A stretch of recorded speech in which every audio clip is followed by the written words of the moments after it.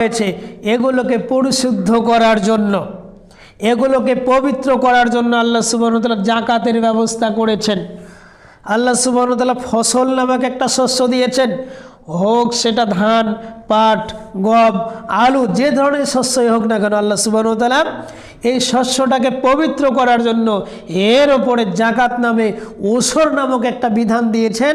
একজন ব্যক্তি যখন ওসর আদায় করবে, ধান থেকে যখন ওসর দিবে, আলু থেকে যখন ওসর আদায় করবে, তখন ওই সম্পদটা, এই ধান, পাট, গম যেটাই থাকুক না কেন, এটা পরিশুদ্ধ হয়ে যাবে, এটা পবিত্র হয়ে যাবে। এরপর আল্লাহ সুবহানাহু ওয়া তাআলা মানুষের বাড়িতে, মানুষের পশু পাখির যেটা ব্যবস্থা করেছেন, গরু, ছাগল, হাঁস, মুরগি, এইভাবে এই যে পশু দিয়েছেন, উট, দুম্বা, এগুলোর যাকাত রয়েছে, এগুলোর যাকাত দিতে হয়। যাকাত দিলে আপনার এতগুলো সম্পদ আছে, এখান থেকে নির্ধারিত একটা অংশ বের করে দিতে হবে, তাহলে আপনার এই যে পশু, গরু, ছাগল, উট, দুম্বা যেগুলো রয়েছে, এগুলো পরিশুদ্ধ হয়ে যাবে, অর্থাৎ পবিত্র হয়ে যাবে, আপনার জন্য হালাল হয়ে যাবে। আমরা হালাল বলতে আমরা এরকম বুঝি যে হারাম কোনটা? শূকরের মাংস খাওয়া যাবে না, এটা হারাম। কুকুরের মাংস খাওয়া যাবে না, এটা হারাম। এরপর আরও যে প্রাণী আছে, এগুলো খাওয়া হচ্ছে আমাদের জন্য হারাম। কিন্তু ওই হারাম নামক বস্তু, ওই হারাম নামক অর্থ যে আমরা গ্রহণ করতেছি, ওটা কিন্তু টাকা আপনি খাচ্ছেন, এটা কিন্তু একটা ফসল, এটা কিন্তু একটা খাদ্য, এটা আপনি গ্রহণ করতেছেন, কিন্তু এটার আপনি হকদার নন। এটা যখন আপনি খাচ্ছেন, এটাও আপনার জন্য হারাম। শূকর খাওয়া যেমন হারাম, কুকুর খাওয়া যেমন হারাম, তদ্রূপভাবে যে নির্ধারিত অংশটা আপনার নয়, অর্থাৎ আপনি একটা ফসল, যেটা আপনি রাস্তা দিয়ে হেঁটে যাচ্ছেন, একটা ফসল দেখেছেন, এটা কিন্তু দেখতে ওই একই। আপনার গাছের লাউ আর এই রাস্তা দিয়ে হেঁটে যাচ্ছেন, এখানে যে লাউ রয়েছে, এটাও লাউ, আপনি মনে করলেন এটা নিয়ে গিয়ে, এটা হারাম তো দেখা যাচ্ছে না। এই হারামটা মানুষের কি হয় না? দৃষ্টিগোচর হয় না, চক্ষুগোচর হয় না, সহজেই খেতে পারি। আমরা মনে করি শুধুমাত্র ওই শূকর, কুকুর, এটা মৃত পশু, এটা খাওয়া যাবে না, এটাই শুধুমাত্র হারাম। বরঞ্চ ওই গরুর গোশতটা আপনার জন্য হারাম, যে অর্থ দিয়ে আপনি ক্রয় করতেছেন গরুর গোশত, অথবা গরুর গোশতটা আপনি অন্যায় পথে যেটাকে গ্রহণ করলেন, এটাও আপনার জন্য হারাম, এটাও আপনার জন্য হারাম। এখানে খাওয়ার সুযোগ নেই। আপনি তো বুঝতে পারতেছেন এটা হারাম, কিন্তু মূলত এটা কি? হারাম অংশ, এটা আপনি খাচ্ছেন, এটা খাওয়া যাবে না। বলছিলাম যে এই প্রত্যেকটা বিষয়ের যাকাত রয়েছে।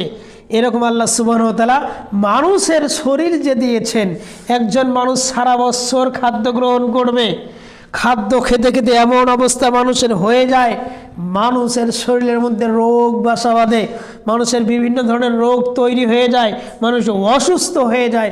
আল্লাহ সুবহানাহু ওয়া তাআলা এই সিয়াম নামক যে একটি বিধান দিয়েছেন, এই রোজা নামক একটি বিধান দিয়েছেন, এই সিয়ামের বিধান, এই রোজার বিধান দিয়েছেন মূলত মানুষের শরীরটাকে পরিশুদ্ধ করার জন্য, মানুষের শরীরটাকে পবিত্র করার জন্য, রোগ বালাই যাতে মানুষের শরীরে প্রবেশ করতে না পারে, এজন্য সিয়াম নামক বিধান দিয়েছেন। সুবহানাল্লাহি ওয়া বিহামদিহি। এখান থেকে শরীরের যাকাত বের হয়ে যাবে। আমি সারা বছর কত কিছু খাচ্ছি, খেতে খেতে পেটের সমস্যা হয়ে যাচ্ছে, কোনোদিন বুঝলাম না একজন মানুষ, একজন ভিক্ষুক, একজন সাধারণ মানুষ, যে সে যে না খেয়ে রয়েছে, ক্ষুধার যে জ্বালাটা কি, ক্ষুধা লাগলে যে মানুষ অস্থির হয়ে যায়, পানির পিপাসায় মানুষ যে ছটপট করে, তখন বোঝা যায় এক ফোঁটা পানির কি প্রয়োজন, একটু খাদ্যের কি প্রয়োজন, একটু তরকারির কি প্রয়োজন মানুষ। এটাকে বোঝার জন্য আল্লাহ সুবহানাহু ওয়া তাআলা আমাদের জন্য এই সিয়াম নামক বিধান দিয়েছেন, যাতে করে আমরা বুঝতে পারি ক্ষুধার্ত হলে মানুষের পেটের ক্ষুধার কি জ্বালা। সম্মানিত উপস্থিতি, আল্লাহ সুবহানাহু ওয়া তাআলা সূরাতুল বাকারার 183 নম্বর আয়াতে আল্লাহ সুবহানাহু ওয়া তাআলা বলেছেন, ইয়া আইয়ুহাল্লাযীনা আমানু, হে ঈমানদারগণ। ঈমানদার বলতে এখানে শুধুমাত্র এক শ্রেণীর ব্যক্তি চলে আসে, অর্থাৎ যারা ইসলামের ছায়াতলে চলে এসেছে, যারা মুমিন, যারা মুসলমান, যারা নিজেদেরকে ইসলামের দাবিদার করে, অন্য কোনো গোষ্ঠী নয়।